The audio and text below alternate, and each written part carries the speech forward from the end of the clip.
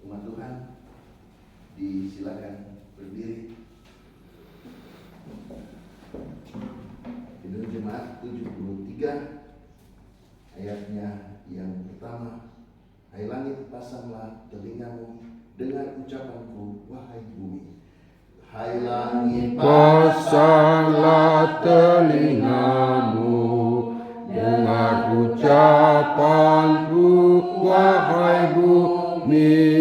Semoga firman tumbuh di hatimu, laksana pohon akan berbukit.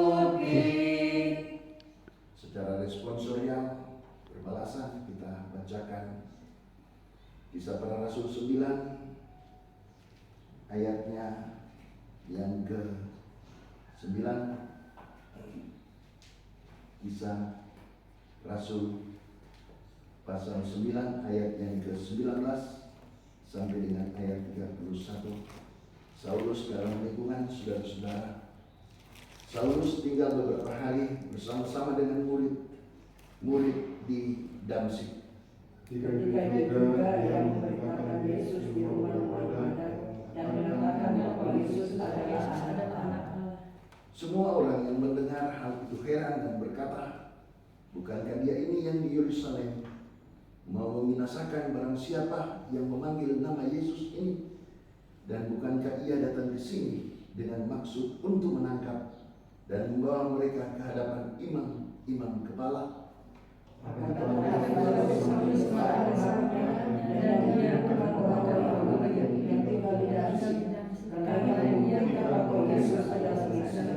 Beberapa hari kemudian, orang Yahudi merundingkan suatu rencana untuk membunuh Saulus.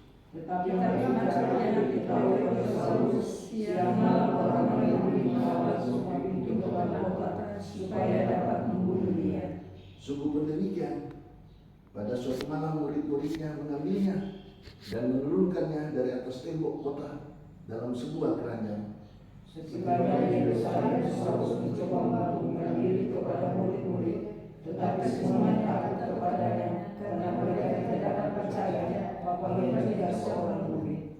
Tetapi Barnabas menerima dia dan membawanya kepada rasul-rasul dan menceritakan kepada mereka bagaimana Saulus melihat Tuhan di tengah-tengah jalan dan bahwa Tuhan berbicara dengan dia, dan bagaimana keberaniannya mengajar di Damsyik dalam nama Yesus.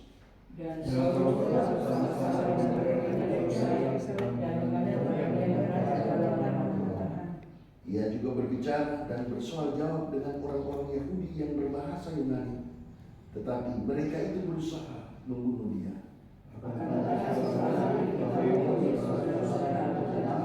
Mereka membawa dia ke Israel dan dari situ membantu dia berjalan.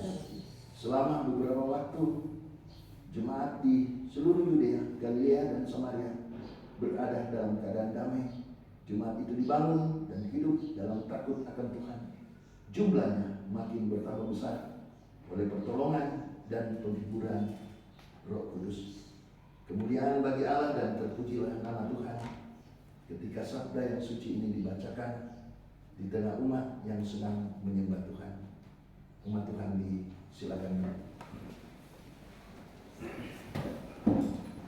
Bapak Ibu, saudara-saudara sekalian, saya akan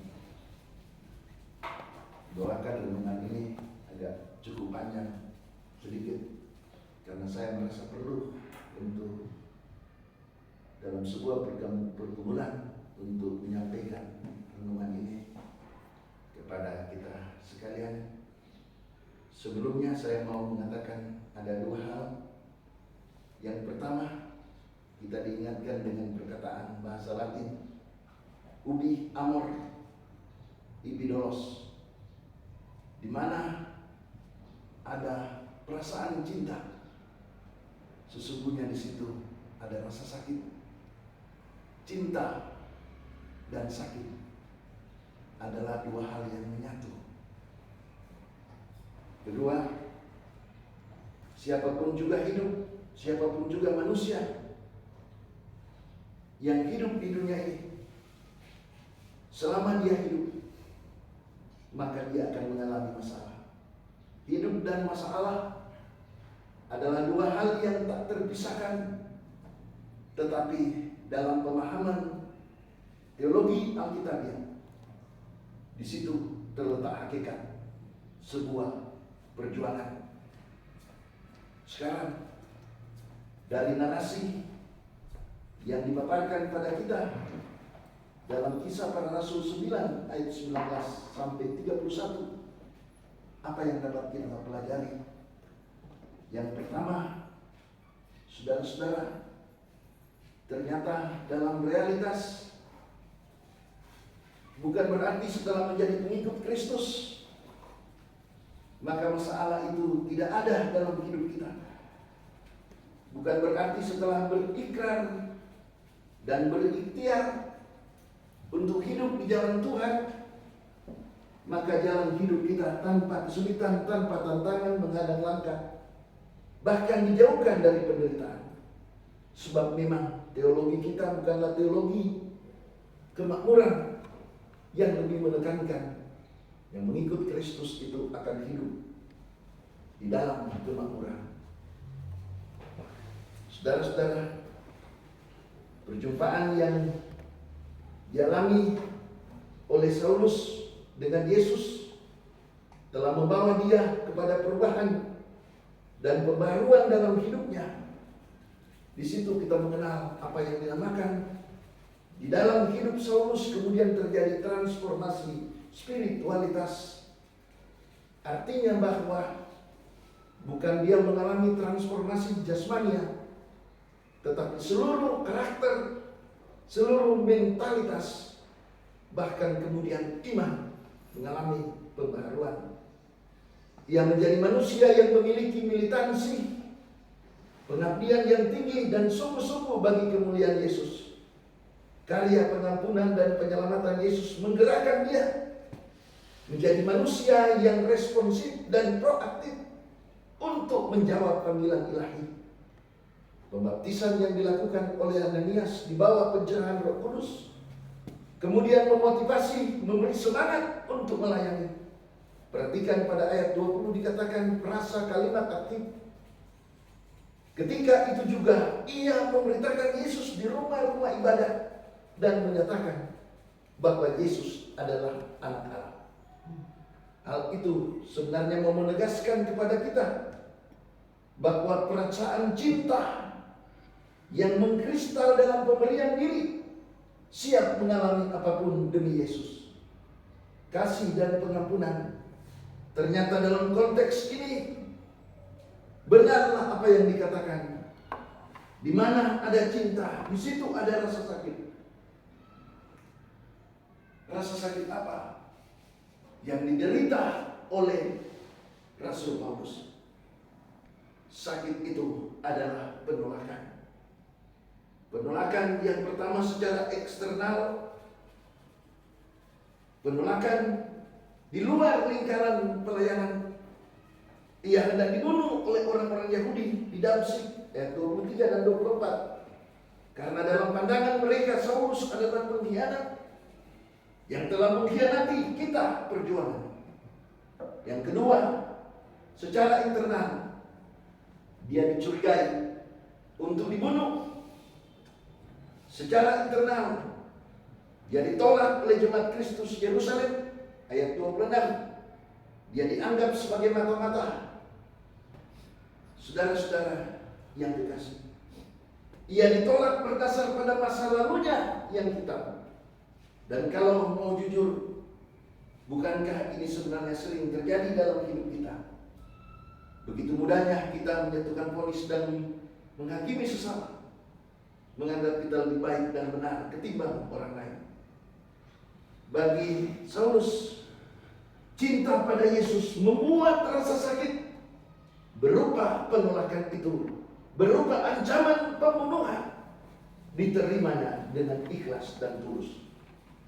Sebab itu bagian dari apa yang dinamakan Via Dolorosa, jalan sengsara, mengambil bagian dari penderitaan Yesus. Tidak ada kebencian, tak ada dendam, tak ada pula iri hati.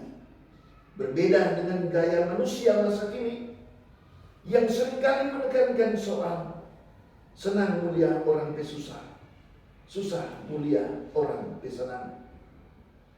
Manusia masa kini senang mempraktekkan akan senyuman yang penuh dengan kemunafikan. Senyuman tulus kadang itu sudah hilang, digantikan dengan pengkhianatan. Saudara-saudara, ingatlah bahwa memang Tuhan tidak pernah kehilangan cara untuk menolong manusia, termasuk untuk menolong kita keluar dari masalah hidup. Dalam kisah ini dan cerita selanjutnya, kita dapat menyaksikan bagaimana Tuhan meluputkan dia, menolongnya, melepaskannya dari upaya-upaya pembunuhan.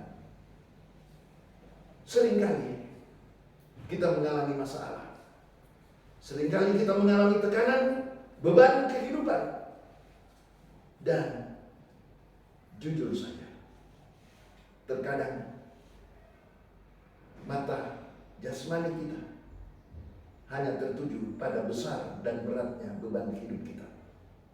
Kita melupakan bahwa Allah yang kita sembah di dalam Yesus Kristus, dan cintanya itu jauh lebih besar dari masalah yang kita hadapi. Rasa sakit yang diderita demi cinta bagi manusia itu jauh lebih besar, jauh lebih dalam daripada rasa sakit yang kita alami dalam pengkhianatan perjalanan Majelis Pekerja Sinode, dalam perjalanan Gereja Masih Injil Sang yang telah. Sebab itu kita diingatkan, jangan takut, jangan getar, jangan kecut hati. Jalani hidup dalam cinta pada Yesus. Sekalipun dalam cinta ada rasa sakit, sebab sakit itu akan diganti dengan kebahagiaan. Kita diingatkan akan janji Yesus, hendaklah engkau setia sampai mati, maka aku akan mengaruniakan mahkota kehidupan kepadamu. Karena itu kesetiaan sampai